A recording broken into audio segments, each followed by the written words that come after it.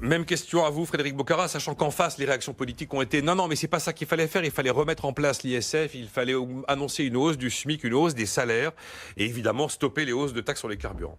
Oui, effectivement, en fait. D'abord, première chose, c'est quelque chose de très profond, en réalité, qui s'exprime. Tout le monde a dit, plusieurs ont dit, parce que l'image est facile, c'est la goutte d'eau qui met le feu, enfin la goutte de carburant qui met le feu à l'affaire. C'est-à-dire, on sentait qu'il y avait un mécontentement extrêmement fort. Il y avait eu un retournement dans l'opinion quelque part entre juin et septembre, on va dire. Et là, ça s'exprime très fortement et sortent des choses très profondes. Les gens qui sont, qu'on appelle les gilets jaunes, c'est les gens, moi j'habite en banlieue, c'est les gens qui habitent autour de moi. Donc après, il y a trois sujets à mon avis. Il y a la question des revenus du travail, revenus d'activité, salaire. On ne peut pas éviter cette question-là. Il y a la question du type d'impôt. Les gens, ils disent pas il y a trop d'impôts. Ils disent pas que les politiques. On les a vus, les pancartes.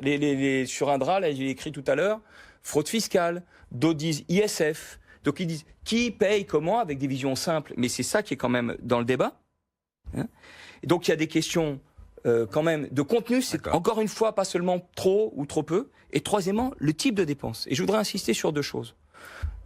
On a développé pendant des décennies en France, notamment, des politiques d'exonération de cotisations sociales avec comme condition qu'il y ait des bas salaires. Et donc on a développé un pays de bas salaires. Ça clairement, en ciblant les bas salaires, vous, voilà, à chaque vous fois, les subventionnez, donc vous les multipliez. On vous donne des aides si vous avez des bas salaires, dès que vous tombez au-dessus, vous n'avez plus d'aide. Deuxièmement, même, on a à chaque fois augmenté le SMIC et pas les autres. Donc le SMIC fait que les autres, on les a pas bougés et on a un pays smicardisé. Bien sûr. Tout le monde est autour. Ok, ça, tous les experts du SMIC seront d'accord avec vous. On le dit tous. Et donc, il y a 200 milliards d'aides aux entreprises avec ce type de conditions. Moins.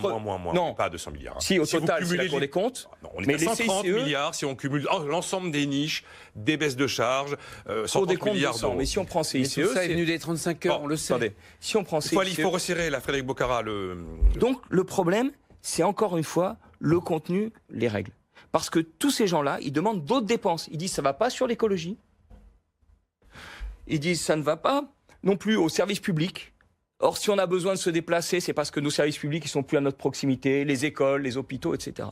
Donc, il y aurait besoin d'un Grenelle des services publics et effectivement de réexaminer la fiscalité, arrêter quand même cette enflure de la fiscalité indirecte et redévelopper une fiscalité progressive.